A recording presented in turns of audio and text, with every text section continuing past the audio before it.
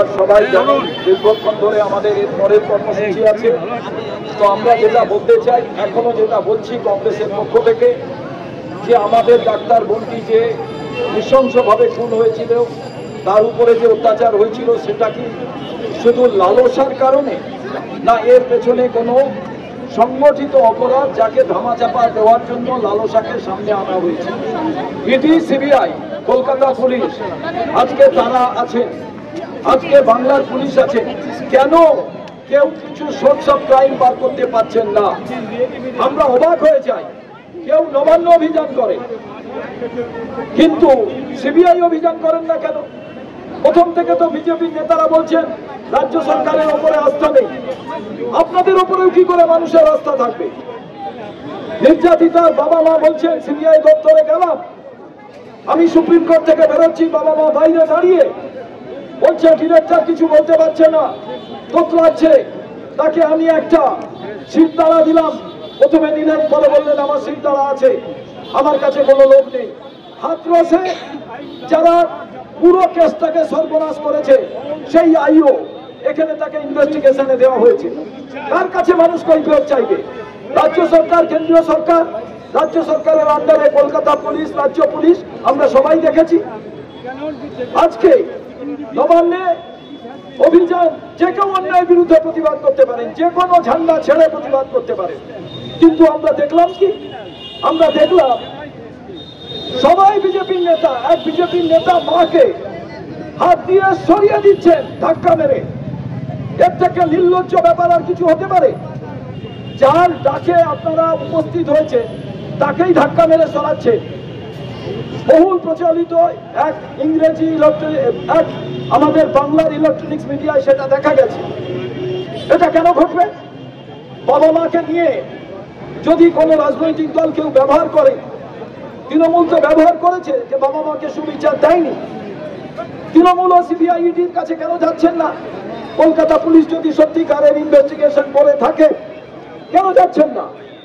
আর বিজেপির নেতারা, নবান্নের উপরে তো ভরসা নেই আপনাদের। নতুন ইডি সিবিআই অফিস যান, গতকাল আমরা গিয়েছিলাম। আসল কথা, রাজ্য সরকার, কেন্দ্রীয় সরকার ম্যাচ ফিক্সিং করছে। তার পরিণামে এই বাবা মা কোনো সুবিচার পাবেন না। পশ্চিম বাংলার বাবা মারা ট্রমায় ভুগছেন, আতঙ্কে ভুগছেন।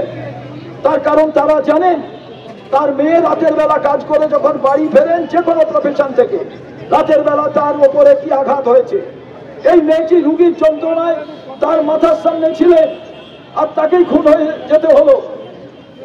বাংলার প্রথম মহিলা পুলিশ মন্ত্রী, মহিলা মুখ্যমন্ত্রী, তিনি সোর্স অফ ক্রাইমকে এখনো বার করতে পারলেন না অভিভাবিকার ভূমিকায় থেকে। এর থেকে লজ্জা কি হতে পারে? আমি চাই নির্যাতিতার মা যে আহত হয়েছে তাড়াতাড়ি সুস্থ হয়ে ফিরুন, আমরা তাকে দেখতে যাব। কিন্তু আমার একটাই প্রশ্ন, যে কংগ্রেসের কাছে তো ইডি সিবিআই নেই, কংগ্রেসের কাছে তো কলকাতা পুলিশ, রাজ্য পুলিশ নেই, আমরা তো ইনভেস্টিগেশন করতে পারবো না। আমরা খালি রাজপথে প্রতিবাদ করতে পারি। যে প্রতিবাদটা জুনিয়র ডাক্তাররা করছে তাদের কুর্নিশ জানায়, তাদের আন্দোলনের জন্য আজকে হেলথ ডিপার্টমেন্টের যে কালো দাগ আমরা দেখতে পেলাম, এর আগে আমরা দেখতে পাইনি।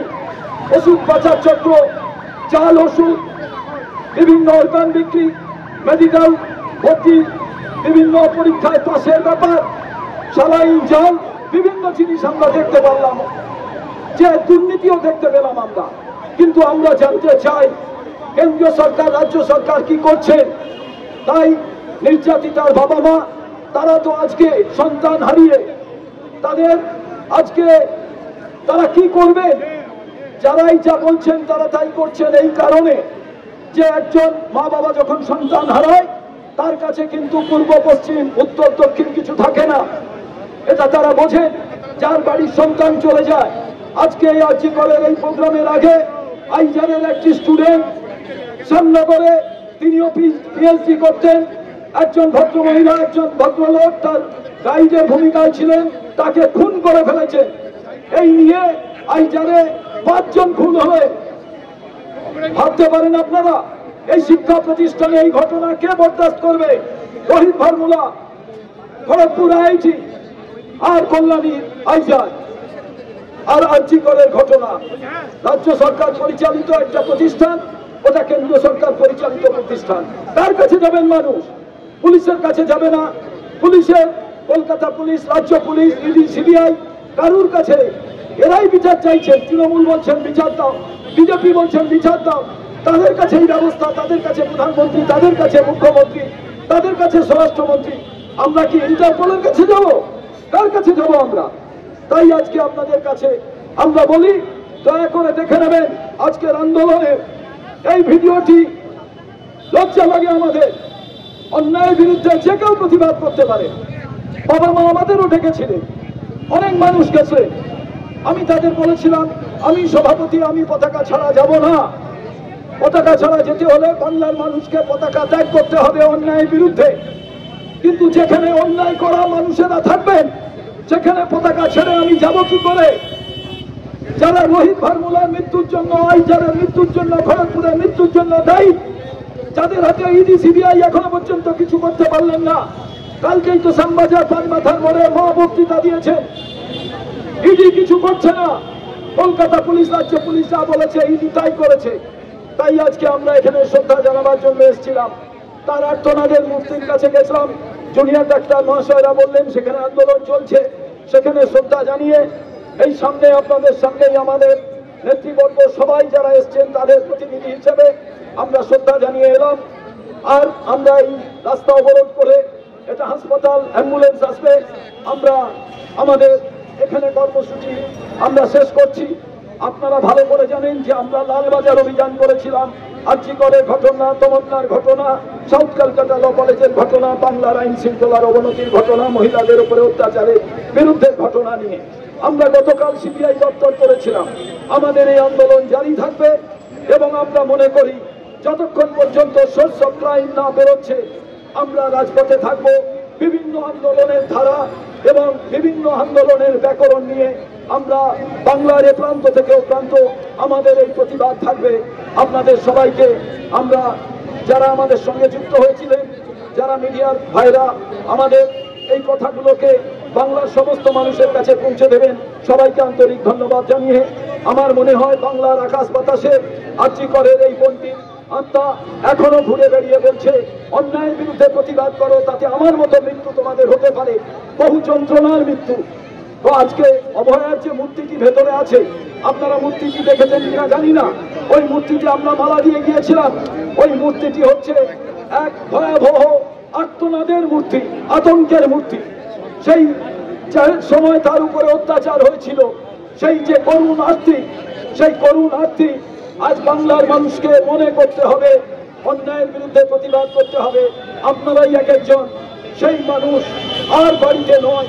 আপনারা প্রতিবাদ করুন, যে যেমন ভাবে পারেন প্রতিবাদ করুন। আপনাকে আমি বলি, কোনো নন পলিটিক্যাল হয় না, রাজনৈতিক কোনো অন্যায় হলে রাজনৈতিক ভাবে প্রতিবাদ করতে হবে। আমার বহুবার কাদম্বিনীর বাবা মা, তিলোত্তমা, অভয়ার বাবা মার সঙ্গে আমাদের কথা হয়েছে। এবং শুধু তাই নয়, আপনারা জানুন পশ্চিমবাংলার সমস্ত সিনিয়র নেতাদের কাছে। এবং ভাবতে পারেন এই ঘটনা হওয়ার পর রাহুল গান্ধী টুইট করেছেন, প্রিয়াঙ্কা গান্ধী টুইট করেছেন, আর কোন বড় নেতার টুইট দেখতে পেয়েছেন? আপনারা তো এসব সোশ্যাল মিডিয়া সব ঘাটাঘাটি করে। এবং আমরা মনে করি অন্যায়ের বিরুদ্ধে প্রতিবাদ করতে গেলে দম লাগে, সেটা কংগ্রেস ছাড়া অন্য কারণ নেই। একজন ডাক্তার এবং যাকে নিগৃহীত করা হয়েছিল, খুন করা হয়েছিল, তার বিচার পাইয়ে দেওয়ার দাবিতে 1 বছর অতিক্রান্ত কলকাতা পুলিশ এবং সরকারের স্বরাষ্ট্র দপ্তরের মন্ত্রী অমিত শাহ, যে দপ্তরের অধীনে সিবিআই, সেই সিবিআই এখনো পর্যন্ত বিচার পাইয়ে দিতে পারেনি। নির্যাতিতার মায়ের আজকে তার বিচারের বাণী নীরবে নিভৃতে কাটছে। নির্যাতিতার মা আজও বিচার পায়নি। তাই পশ্চিমবঙ্গ প্রদেশ কংগ্রেসের সভাপতি এক মোমবাতি মিছিল ধীরে ধীরে এগিয়ে যাচ্ছে আর্যিকর হাসপাতালের দিকে।